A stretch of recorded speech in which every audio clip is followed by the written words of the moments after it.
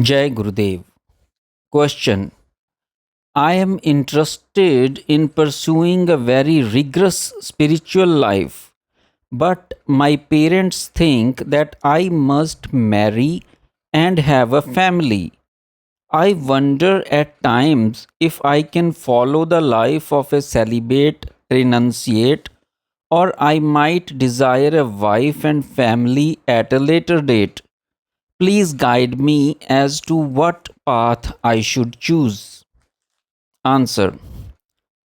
Often aspirants do not understand what sadhana is and what its final goal is. With sadhana, the attention is focused on the practices of yoga, bhakti, and jnana path. External circumstances may either support or disturb one's spiritual practices. In Bhagavad Gita, Lord Krishna says, all spiritual practices aim at one thing: freedom from the bondage of the world. There is only one way to be free, that is to rise above duality. The person above dilemmas is spontaneously free. That is the sthit pragya state of chit, or the state of mind in which the intellect has become steady. One has to rise above the dilemma of attachment to comfort and dislike towards discomforts. This shakes up both householders and sannyasis equally. The householder state is supposed to be the time of worldly pleasures, but with the pleasures come difficulties. Therefore, one must have a home not for enjoyment but to free the self from attachment to pleasures. The householder state begin with accepting a wife. Some devotees pray to the mother goddess, O mother, give me a wife who is pleasant to my mind and good to following my mind. Give me a wife who is from a spiritual family who can cross the ocean of birth and death. It is also said in Durga Saptashati, in the universe the mother goddess resides in all women, but even then the aspirant takes one of them as his wife, who is pleasing to the mind, who follows his wishes, who was born in a good family. Why is this done? Is it done because the wife is an instrument for physical pleasure? No, it is done because the wife is the one who takes on the difficult task of swimming across the ocean of Maya. Family life must rise above the duality and dilemmas. The person who believes that married life is only for physical pleasure and physical beauty, who believes that clothes, makeup, and dowry are most important, and ignores family morality and education, is nothing but a prostitute. Such marriages often end up in quarrels, murder, and divorces. Marriage is not just a relationship between a man and a woman, but it also involves a valuable ceremony prescribed in the Vedas. It follows the celibate period and precedes the forest dweller phase of life. Its purpose is to prepare solid ground for the spiritual forest dweller phase. It is an important and necessary phase of life. By remaining in the middle of physical pleasure, one prepares the path of liberation. This is a school that teaches the way to freedom while one is in the midst of activities. To remain unperturbed in the middle of losses and gains, victory and defeat, fame and defamation, union and separation is the real spiritual practice. The soul is unaffected by everything, and the creation is the house of pleasure. The person who forgets the self and becomes associated with the creation and attached to the pleasures, detours of the path. One must never forget the great sentence from the Vedas, Asango Ayam Atma, which means that the soul is always alone and unaffected. When the soul is connected with the senses and mind, it starts to experience things. The Katho Upanishad says that senses are like horses and the mind is the reins to the chariot of the body. If the reins are kept loose, the horses will take the chariot of the body towards objects of pleasures. And like horses out of control, they will lead the chariot off the path and may cause it to fall in a ditch. If the charioteer keeps the reins pulled towards himself, the horses will be in control and take the chariot to its destination. Lord Krishna also says that if the mind follows the senses, the intellect is lost, just as wind can sink a small boat in the ocean. If you keep pulling your mind towards your soul, the senses also will remain under control and the intellect will be steady. The yogi whose intellect is steady does not fear calamities and does not get entangled in sensual pleasures. The path of spirituality is very narrow, traversing both obstacles and conveniences. The person whose mind reins are pulled towards the self, who guides the chariot with spiritual understanding, reaches the destination. Ultimately, he arrives at the abode of Lord Vishnu.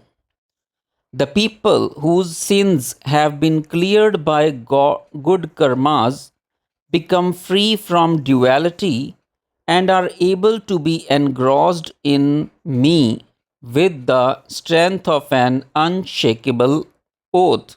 Lord Krishna. Question: I am an initiate who made some mistakes in my youth. My mind is troubled as a result of that, and my kriyas have stopped. Consequently, my restlessness has increased. What should I do? Answer: when you talk about mistakes committed during your youth, it seems that you may be involved some undesirable relationship. A relationship with your wife is not considered a mistake. A wife is considered to be a true companion in spiritual pursuits. The relationship with one's wife enables them to continue the thread of progeny. An illicit relationship with a woman can be expression of the height of physical hunger. Therefore, prostitution and going to a prostitute are criticized. Sexual desires increase the attachment to the body and can be the cause of the fall from the self for both the partners. At the soul level, there is an absence of sexual differences. The differences exist only in the physical body. Attachment to that body, called abhinnavesh, is like killing the soul. It is like blind darkness. The Vedas say an aspirant does efforts to free himself from attachment to the body. It is natural that you feel the way you do about your mistakes. The aspirant must repent and remain very cautious in the future. Other women should be like one's mother. An initiated aspirant desiring purification must do 125,000 japa of Gayatri or other mantra given by the Guru while observing full celibacy. Question: what are the Panchavyom or five skies? What is their relevance to sadhana? Answer: Akash, Parakash, Mahakash, Tatvakash, and Surya Akash are the five skies which fall within the middle goal as compared to the ultimate goal. The Mandala Brahmanopanishad describes them this way: varieties of color, the sun and moon, sky with or without flames fall within the Akash. Shimmering deep darkness is Parakash. Brightness similar to fire is in Maha Akash. The best incomparable light shines in Tattva Akash, and the light of millions of sun shines in Surya Akash. An aspirant may get vision of these Akashs during meditation or after samadhi in a half active state. This is the vision of Shagun Brahm or Brahm within the three qualities. Generally, people believe that God is visible in body form, but visions of light are also vision of God. Shetashvatar Upanishad says, fog, smoke, sun, air, fire, fireflies, lightning, crystal, moon, etc. are visions that express Sagun Brahm during the course of sadhana. They occur before or after samadhi when one experiences the Brahm beyond qualities. The Brahm does not have any appearance and the visions are filled with light. They do not have any body, but sometimes they are heard as if they are saying something to the aspirant. The meditator may forget his physical form, but he hears without ear and sees without eyes. At this stage, the aspirant is in the state of the Sabbal Hiranyagarbha level. This is also known as Tejas. God is also known to be Sarvendriya Gunabhasma Sarvendriya Vivarajyatam, which means being devoid of all senses but seeming to have the qualities of all the senses. Therefore, seeing these lights is considered to be the visions of Sagun Brahma without body. During Samadhi, the separation of the seen, seer, and seeing dissolve into oneness. Therefore, it is said in Yog Darshan, Atma Arai Kan Vijayante. The fruits of these visions lead to the cessation of all modifications of Chit or Samadhi.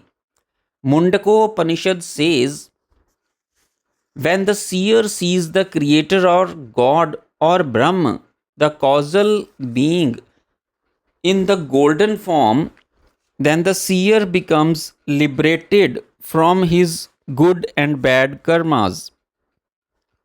He attains absolute similarity to that formless being. He becomes similar to God, the pure light without bodily form. If one has a doubt about Brahma, which is said to be without form, without cause and effect, and not an object of vision, then the next verse explains this golden luminous beauty is prana, which has risen from Brahma. It radiates in all beings. The person who has known this does not discuss it. He is in the form that is worth knowing and is made up of prana. His hands and feet, eyes, head, and mouth exist everywhere. Jai Gurudev.